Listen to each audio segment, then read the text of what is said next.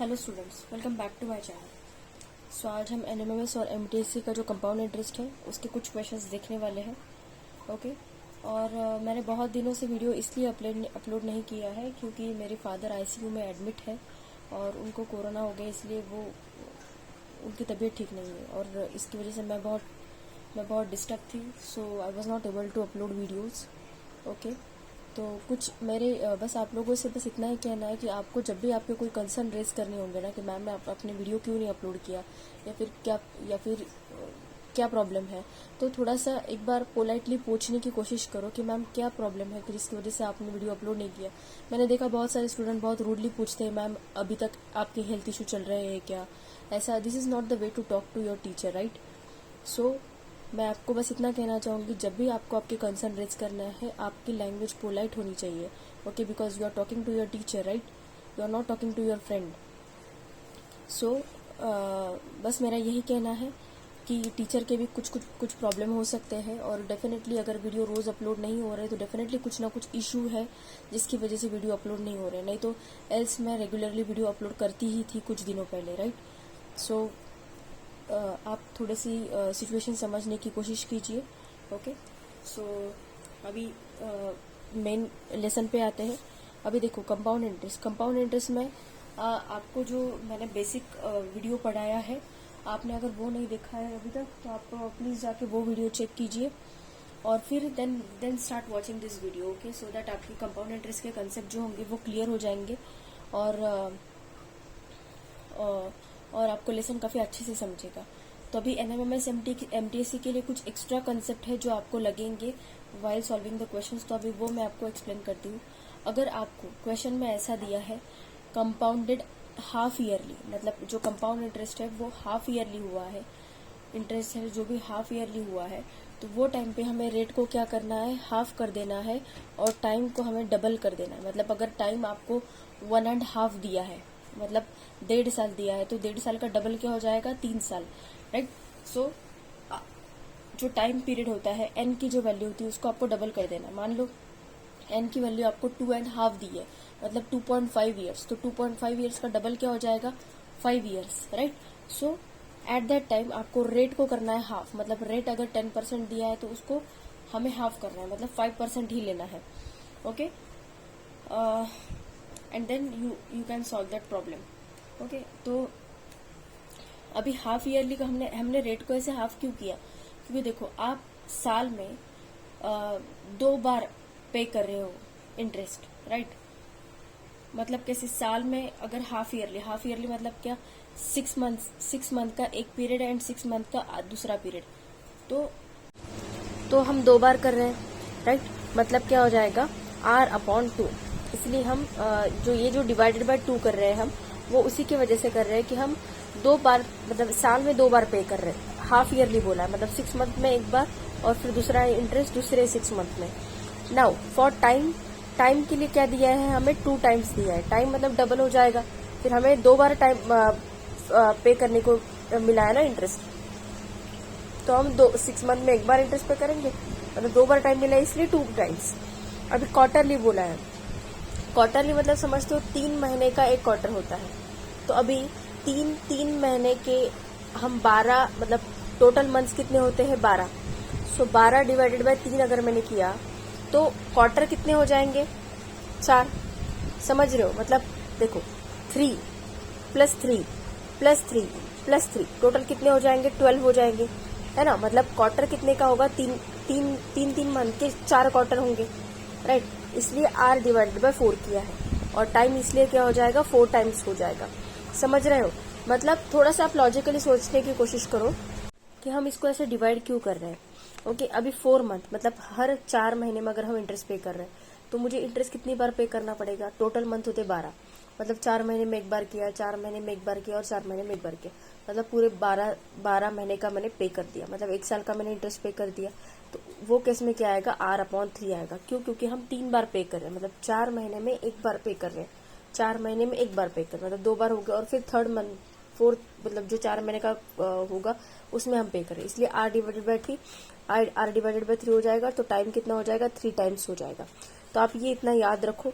Okay, हमेशा ये बात याद रखो, अगर कंपाउंड इंटरेस्ट हाफ ईयरली दिया है तो हमें रेट को हाफ करना होता है और टाइम को डबल करना होता है। क्वार्टरली कहा है तो रेट को 4 डिवाइडेड बाय 4 करो, टाइम को 4 टाइम्स करो। अगर 4 मंथ में हम पे कर रहे हैं तो रेट डिवाइडेड बाय 3 करो और टाइम को 3 टाइम्स कर दो। देन एप्लीकेशन, अभी देखो अगर कुछ क्वेश्चंस हमारे बुक में ऐसे दिए हैं कि अगर R% increase in every year दिया है तो the total increase after n year, मतलब इतने से बढ़ रहा है, तो हमें टोटल इंक्रीज पूछा है कि इतने सालों बाद कितना बढ़ेगा।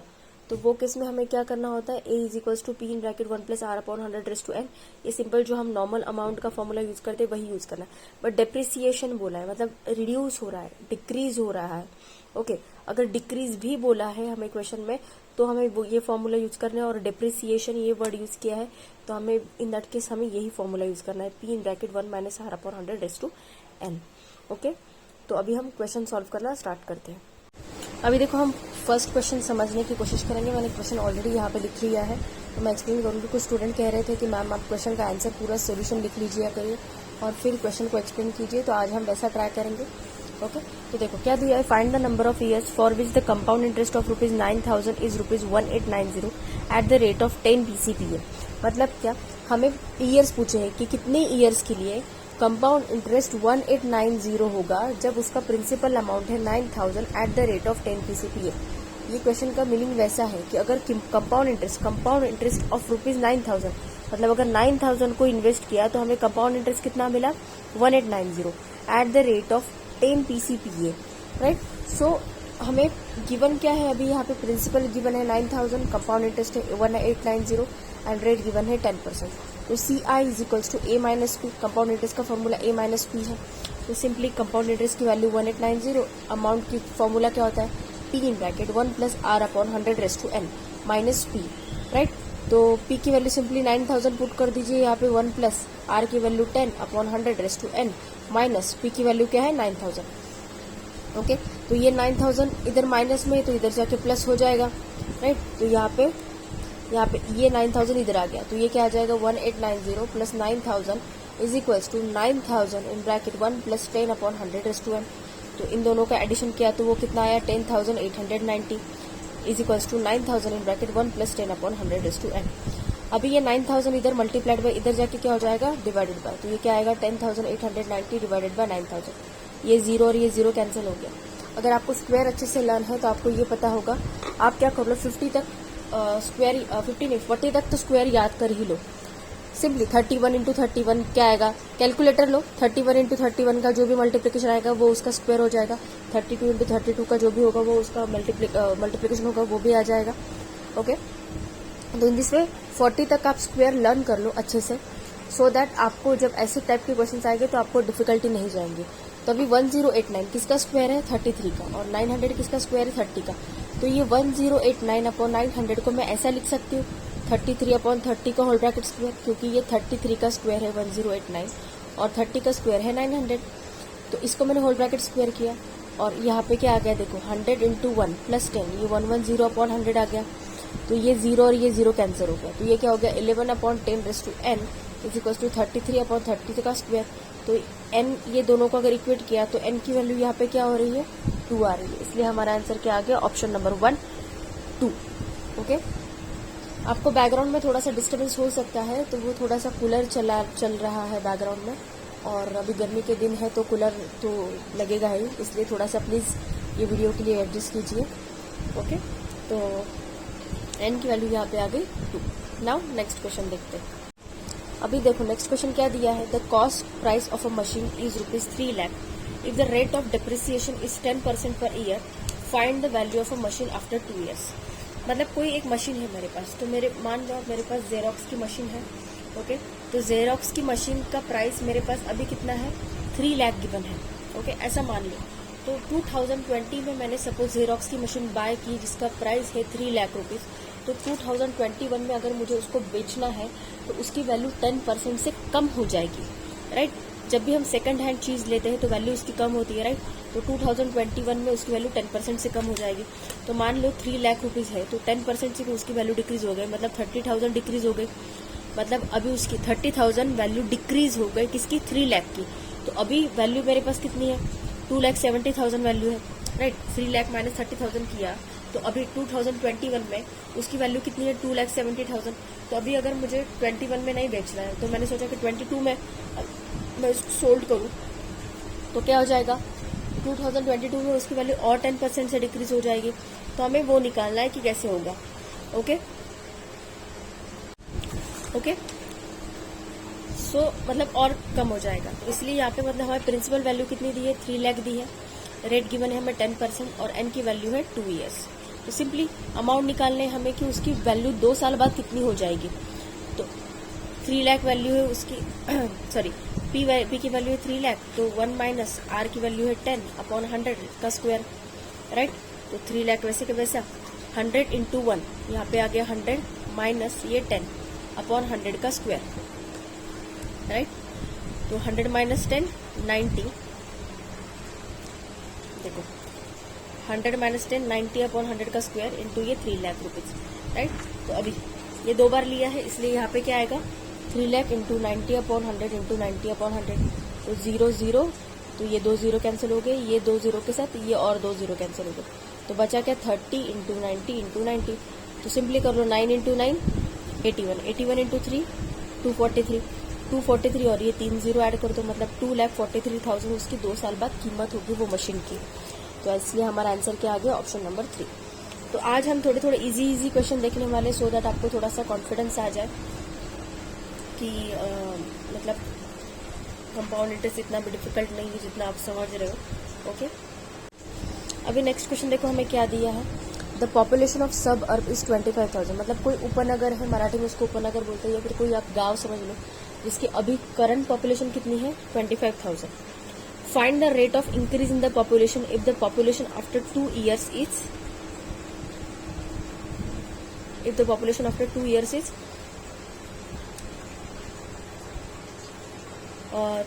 30,250। और हाँ, मैं आपको एक बात बता गई, यहाँ पे हमने माइनस क्यों किया है, 1 माइनस R/100, जनरली हमारा फॉर्मूला क्या होता है 1 प्लस R/100 होता है, बट यहाँ पे माइनस क्यों किया है उसका रीजन ये है, यहाँ पे डेप्रिसिएशन दिया है। जैसे मैंने आपको जब वीडियो का कंसेप्ट समझा रही थी, मैंने आपको समझाया था अगर वर्ड आपको डेप्रिसिएशन या फिर डिक्रीज दिखा तो इन दैट केस आपको माइनस लगा के ये फॉर्मूले से सॉल्व करना है, इसलिए यहाँ पे माइनस लगाया। ओके, सो कंफ्यूज मत हो जाना कि माइनस यहाँ पे क्यों यूज किया। ओके, तभी ये क्वेश्चन के ऊपर आते हैं। तो अभी ये क्वेश्चन में क्या दिया है, कोई एक गांव है जिसका अभी का पॉपुलेशन कितना है 25,000 है। Find the rate of increase in the population if the population after 2 years is 30,250।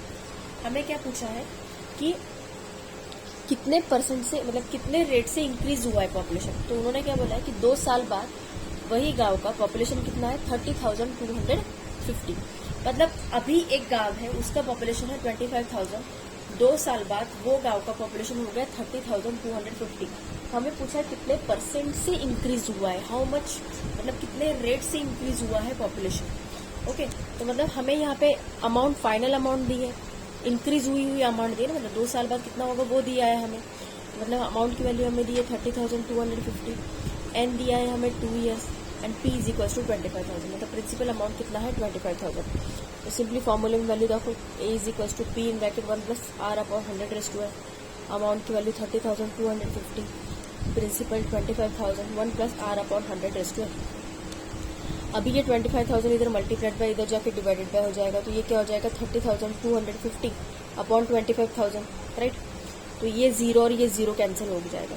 Okay, तो इसको अगर मैंने 25 से डिवाइड किया तो बचा क्या, 2,500 बचा, और यहाँ पे 3,025 बचा, ये 2 0 कैंसिल होने के बाद इसको 25 से डिवाइड किया तो वो कितना आया 25 1 25 और ये 2 0 मतलब 100, और 3025 को 25 से डिवाइड किया तो कितना आया 121, राइट। आप डिवाइड करके देख सकते हो, देखो ये क्या था 30,250 अपॉन 25,000 था, राइट। तो एक 0 और ये 0 कैंसिल हो गया, ये 2 0 कैंसिल हो गया, तो 25 1 25 और ये 2 0 वैसे के वैसे। यहाँ पे 3025 को 25 से डिवाइड किया, 25 1 25, 30 माइनस 25 5, 25 2 50 एंड 25 1 25, तो 121। तो ये क्या आ गया 121 upon 100 is equals to 1 plus R upon 100 raise to N. तो अभी ये स्क्वायर है किसका, 11 का स्क्वायर है, तो 11 और 100 किसका स्क्वायर है, 10 का, तो 11 अपॉन 10 का square is equals to 1 plus R upon 100 is equals to N. मतलब आ गया यहाँ पे, राइट। तो अभी आगे क्या करना है देखो, अरे क्या यहाँ पे n की वैल्यू हमें 2 दी है ना, सीधा सीधा मैं भी क्या n लिख रही हूँ, 2 दी है यहाँ पे, ओके। तो यहाँ पे क्या आएगा 2 और यहाँ पे आएगा 2, ओके। तो दोनों जगह पे स्क्वायर है तो हम क्या करेंगे, taking square root on both side, taking square root on both side. तो ये क्या हो जाएगा 11 upon 10 is equals to 1 plus R upon 100, right. ये 1 इधर प्लस इधर जाके माइनस हो जाएगा, तो ये क्या हो जाएगा 11 upon 10 minus 1 is equals to R upon 100, right. तो ये क्रॉस मल्टीप्लीकेशन 11 इंटू 1, यहाँ पे कुछ नहीं होता, मतलब डिवाइडेड बाय 1 होता है यहाँ पे। तो 11 minus 10 into 1 10 upon 10 into 1 10 is equals to R upon 100। 11 minus 10 1 upon 10 is equals to R upon 100। इनका क्रॉस मल्टीप्लीकेशन करो, r into 10 is equals to 100 into 1, तो क्या आएगा r इज इक्वल्स टू, ये 10 इधर मल्टीप्लाइड बाय, तो ये 10 इधर जाके डिवाइडेड बाय हो जाएगा, तो ये क्या हो जाएगा 100 इंटू 1 अपॉन 10, ये 0 और ये 0 कैंसिल हो जाएगा, तो r की वैल्यू क्या आ गई 10 आ गई। मतलब आंसर क्या आ गया हमारा 10%, मतलब पॉपुलेशन कितने से बढ़ा 10% से इंक्रीज हुआ, ओके। नेक्स्ट क्वेश्चन देखते हैं। अभी नेक्स्ट क्वेश्चन देखो क्या दिया। अभी देखो कंपाउंड इंटरेस्ट जो लेसन है ना, इसमें कैलकुलेशंस बहुत बड़े बड़े हैं, तो आपको क्या करना है पता है, अगर आप सॉल्व करते टाइम अगर आपको ऐसा लगा कि कैलकुलेशन इजीली हो रहे हैं, तभी आप कंपाउंड इंटरेस्ट के क्वेश्चन को अटेम्प्ट करो स्टार्टिंग में। नहीं तो आप क्या कर लो, आप पहले बाकी के क्वेश्चन सारे मतलब सॉल्व कर लो एंड देन कंपाउंड इंटरेस्ट के क्वेश्चन सॉल्व करना स्टार्ट करो, क्योंकि क्या हो जाएगा कंपाउंड इंटरेस्ट के कैलकुलेशन इतने बड़े बड़े हैं कि आपका उसमें बहुत ज़्यादा टाइम वेस्ट हो जाएगा, और वो चक्कर में क्या हो जाएगा कि आपको जो इजी क्वेश्चन लगते थे वो क्वेश्चन आप सॉल्व नहीं कर पाओगे। So better way what you do, आप क्या करो, पहले सब सॉल्व करो जो आपको आ रहा है, और फिर कंपाउंड इंटरेस्ट के क्वेश्चन को सॉल्व करने की कोशिश करो। मतलब क्या, अगर कैलकुलेशन बड़े भी रहे तो भी आपके पास टाइम रहेगा सॉल्व करने के लिए, ओके। तो देखो अभी क्या दिया है, if compound interest on principal 30,000 is ₹4347, मतलब अगर 30,000 प्रिंसिपल इन्वेस्ट किया है तो उसके ऊपर मुझे कंपाउंड इंटरेस्ट कितना मिल रहा है 4347 eight the rate of 7 PCPA, मतलब 7% रेट दिया है हमें। What will be the number of years, तो हमें नंबर ऑफ ईयर्स पूछे, तो कैसे सॉल्व करेंगे हम। मतलब हमें क्या दिया है, P इज इक्वल्स टू 30,000 दिया है, देन CI कंपाउंड इंटरेस्ट कितना दिया है 4347, एंड हमें दिया है R कितना दिया है 7। हमें फाइंड आउट क्या करना है, N फाइंड आउट करना है, राइट। तो अभी CI दिया है तो CI का फॉर्मूला यूज करो, CI इज इक्वल्स टू क्या है amount minus P, right. CI की वैल्यू क्या दी है 4347, अमाउंट का फॉर्मूला क्या होता है P in bracket 1 plus R upon 100 raise to N। अभी अमाउंट की वैल्यू दी नहीं है हमें, बट हमें प्रिंसिपल गिवन है, इसलिए हम ये फॉर्मूला यूज कर सकते हैं, माइनस P। तो क्या हो जाएगा 4347 इज इक्वल्स टू प्रिंसिपल कितना है 30,000 into 1 plus R upon 100 raise to N minus 30,000, right. तो अभी ये 30,000 इधर माइनस है तो इधर जाके क्या हो जाएगा प्लस हो जाएगा, तो ये क्या हो जाएगा 4347 plus 30,000 is equals to 30,000 in bracket 1 plus R upon 100 raise to N। ये 30,000 इधर प्लस हो जाएगा, ओके। तो इनका एडिशन करते हैं हम, कहाँ पे, यहाँ पे करके दिखा दो। 30,000 देखो 30,000 प्लस 4347, तो ये क्या आ जाएगा 34,347 is equals to 30,000 in bracket 1 plus R upon 100 raise to N, right. तो अभी ये 30,000 इधर डिवाइड मल्टीप्लाइड बाई इधर जाके क्या हो जाएगा, डिवाइडेड बाय। तो यहाँ पे क्या आएगा 34,347 upon 30,000 is equals to 1 plus r upon 100 raise to n। तो अभी इसको 3 से डिवाइड जाता है कि चेक करेंगे। 3 की डिविजिबिलिटी टेस्ट क्या होती है, सम ऑफ डिजिट्स को अगर 3 से डिवाइड किया तो पूरे नंबर को 3 से डिवाइड जाता है। तो 7 + 4 11, 11 + 3 14, 14 + 3 सॉरी 7 + 4 11, 11 + 3 14, 14 + 4 18, 18 + 3 21। तो मतलब 3 से डिवाइड जाता है, क्योंकि 30,000 को तो बाय डिफॉल्ट 3 से डिवाइड जाएगा, तो इसको भी जाएगा। तो अभी क्या आएगा 30,000, 3 × 3, यहाँ पे 0, यहाँ पे आ जाएगा 10,000। यहाँ पे क्या आएगा 3 × 3, 3 × 3, 4 - 3 1, 3 4 × 12, 3 4 × 12, 3 9 × 27। तो अभी ये क्या है 11,449 upon 10,000 is equals to 1 plus r upon 100 raise to n। अभी हमें क्या करना है, अभी हमें थोड़ा सा लॉजिकली सोचना है। ओके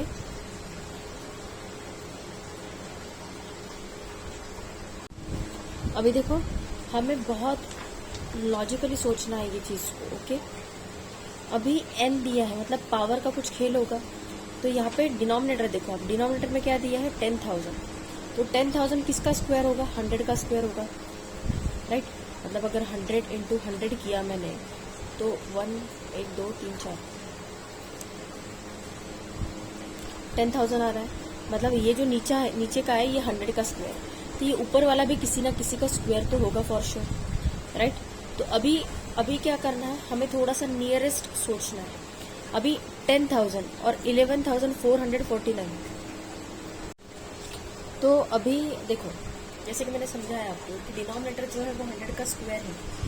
तो न्यूमरेटर और डिनोमिनेटर ऐसे खास मतलब दूर नहीं है। मतलब 11,449 और 10,000 में ज़्यादा कुछ डिफरेंस नहीं है। तो जो स्क्वायर होगा वो 100 के थोड़ा सा पास ही होगा। कितना समझ गए। तो अभी हमें लॉजिकली थोड़ा सा ये सोचना है कि now focus on the unit digit. Unit digit क्या है, 9 है।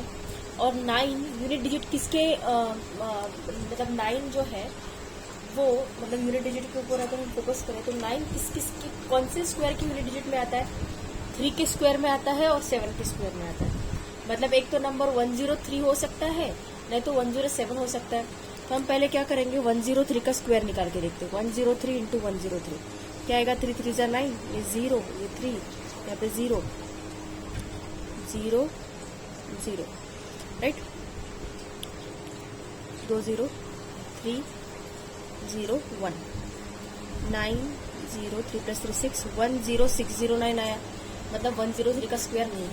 Now we will try for 107। 107 का स्क्वायर करके देखते हैं। 107 × 107, 7 7 × 49, कैरी 4, यहाँ पे आ गया 4, 7 1 7, यहाँ पे ये 0, यहाँ पे ये 0 और यहाँ पे एक 0। ओके देखो, यहाँ पे एक 0, यहाँ पे एक 0, ओके। और यहाँ पे आएंगे 2 0 7 0 1।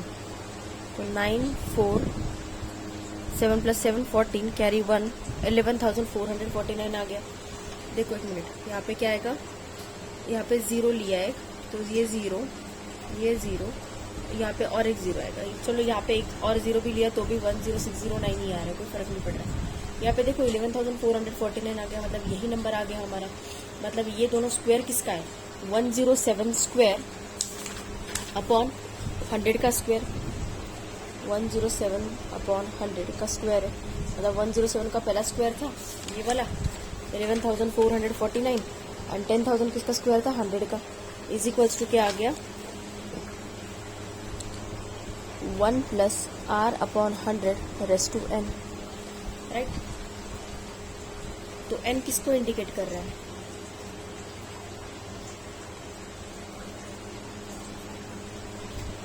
ओके। हमें रेट ही पूछा है ना, हमें नंबर ऑफ ईयर्स ही पूछा है ना, यस। तो n किसको इंडिकेट कर रहा है, 2 को। मतलब हमारा आंसर क्या आ गया, ऑप्शन नंबर 1, 2 ईयर्स, ओके। ये दोनों हम ऐसे कंपेयर करते हैं कि क्या क्या आएगा, तो आपको एग्जैक्टली वैसे सोचना पड़ता है कि ये ब्रैकेट इज इक्वल्स टू ये ब्रैकेट, मतलब ये इसकी वैल्यू ये पूरे इसको रिप्रेजेंट कर रहे हैं, तो ये n की वैल्यू ये 2 को रिप्रेजेंट कर रही है, मतलब n की वैल्यू हमारी क्या आ गई 2, इसलिए हमारा आंसर हो गया ऑप्शन नंबर 1। अभी देखो नेक्स्ट क्वेश्चन जो दिया है ना वो इजी है, बट शायद आपको डिफिकल्ट लग सकता है, तो पहले क्वेश्चन को समझने की कोशिश करो। क्या दिया है, P Q R such principals that, मतलब पी क्यू एंड आर एक ऐसे प्रिंसिपल है such that Q simple interest है पी के लिए, मतलब पी अगर प्रिंसिपल होगा तो क्यू उसका सिंपल इंटरेस्ट होगा, एंड आर सिंपल इंटरेस्ट होगा क्यू के लिए, मतलब अगर क्यू अगर प्रिंसिपल होगा तो आर उसका सिंपल इंटरेस्ट होगा at same rate and same time, मतलब रेट आर सेम रहेगा और एन जो है वो भी सेम रहेगा दोनों के लिए। तो अभी सिंपल इंटरेस्ट ऐसा है, का फॉर्मूला क्या होता है, P into N into R upon 100। यहाँ पे P प्रिंसिपल, N होता है number of years and R होता है रेट। तो अभी क्वेश्चन को देखो उन्होंने क्या दिया है, Q is the simple interest on P। Q simple interest है किसके लिए, P जब प्रिंसिपल होगा तब, same rate and same time. तो N मान लो नंबर ऑफ ईयर्स है और R है रेट है, तो P एन आर अपॉन 100 हो जाएगा, राइट। तो और ये हो गया हमारा पहला इक्वेशन, राइट। अभी दूसरा देखो, and R is a simple interest, मतलब R सिंपल इंटरेस्ट होगा कब होगा, जब Q प्रिंसिपल होगा for same rate and same time, मतलब नंबर ऑफ ईयर सेम रहेंगे और रेट सेम रहेगा अपॉन 100। तो ये हो गया दूसरा इक्वेशन, ओके। तो अभी ये जो लाइन दी है same rate and same time, मतलब यहाँ पे एनआर की वैल्यू जो होगी वही यहाँ पे एनआर की वैल्यू होगी, राइट। मतलब अगर ये इक्वेशन को मैं, ये पी को अगर मैं उधर की साइड में भेजूँ तो ये क्या आ जाएगा, Q upon P is equals to NR upon 100। ये आ जाएगा हमारा थर्ड इक्वेशन, मतलब ये पी को अदर पी इधर मल्टीप्लाइड हुआ है ना, तो इधर जाके डिवाइडेड होता हो जाएगा, तो ये क्या हो जाएगा एनआर अपॉन 100। ये हो गया हमारा थर्ड इक्वेशन। अगर ये क्यू को मैं इधर भेज दूँ, R upon Q is equals to N R upon 100 आ जाएगा, तो ये हो गया हमारा फोर्थ इक्वेशन। बट अभी देखो at same rate and same time, मतलब ये दोनों वैल्यू सेम है, राइट। मतलब ये दोनों का वैल्यू सेम है, तो मतलब हम इन दोनों को इक्वेट कर सकते हैं, राइट। अगर Q upon P is equals to 5 रहा और R upon Q is equals to 5 रहा, मतलब दोनों की वैल्यू सेम है, तो ये दोनों को हम इक्वेट कर सकते हैं। NR की वैल्यू दोनों के लिए सेम है ना, तो हम मतलब ये 3 और 4 इक्वेशन को इक्वेट कर सकते हैं। मतलब ये क्या हो जाएगा, Q upon P is equals to R upon Q हो जाएगा, राइट। तो ये क्या हो जाएगा, P into R, P R is equals to Q square, या फिर हम इसको क्या बोल सकते हैं, Q square is equals to P R. मतलब हमारा आंसर क्या आ गया, ऑप्शन नंबर 3। देखो मैं क्या समझाने की कोशिश कर रही हूँ आपको, पहले क्या दिया है हमें, P Q R such principals that Q is a simple interest on P. मतलब क्यू इंटरेस्ट कब रहेगा, सिंपल इंटरेस्ट का फॉर्मूला क्या होता है, P into N into R upon 100। तो पी क्या होता है, प्रिंसिपल होता है, एन होता है number of years and R होता है रेट ऑफ इंटरेस्ट, राइट। तो उन्होंने क्या बोला, क्यू इंटरेस्ट है जब पी प्रिंसिपल है, मतलब ये प्रिंसिपल है तो क्यू इंटरेस्ट है for same rate and same time, मतलब एन मान लिया हमने नंबर ऑफ ईयर्स है और आर रेट है, तो ये पहला equation Q is equals to P N R upon 100 आ गया। अभी उन्होंने क्या बोला, R is a simple interest, मतलब आर सिंपल इंटरेस्ट रहेगा कब जब क्यू प्रिंसिपल रहेगा, तो और एन इंटू आर तो वैसा ही रहेगा, same rate and same time, तो क्यू एन आर अपॉन 100 रहा। तो मैंने आपको क्या कहा, क्वेश्चन में हमें क्या दिया, same rate and same time दिया, तो अगर मैंने क्या कर लिया, ये पी को इधर भेज दिया, तो ये क्या हो जाएगा, Q upon P is equals to N R upon 100, and ये क्यू को इधर भेज दिया, R upon Q is equals to N R upon 100। तो ये जो एन आर है मतलब दोनों के लिए सेम है, मतलब number of years and rate of interest दोनों के लिए सेम है, ये दोनों इक्वेशन के लिए, मतलब क्यू एंड ये आर वाले इक्वेशन के लिए, ये एन आर की वैल्यू दोनों के लिए सेम है, राइट। तो दोनों के लिए सेम है, मतलब जैसे for example Q upon P की वैल्यू अगर 5 है और आर अपॉन क्यू की वैल्यू 5 है, तो ये दोनों इक्वेशन को मैं इक्वेट कर सकती हूँ। तो वैल्यू उन्होंने सेम ही दी है हमें इसकी, एन आर की दोनों के लिए, ओके। तो ये क्या हो जाएगा, फिर ये दोनों इक्वेशन को हम इक्वेट कर सकते हैं, तो ये क्या हो जाएगा, क्यू अपॉन पी अब is equals to R upon Q, तो इनका क्रॉस मल्टीप्लीकेशन किया तो P R is equals to Q square आया, या फिर हम इसको Q square is equals to P R लिख सकते हैं। मतलब हमारा आंसर क्या है, ऑप्शन नंबर 3। ओके।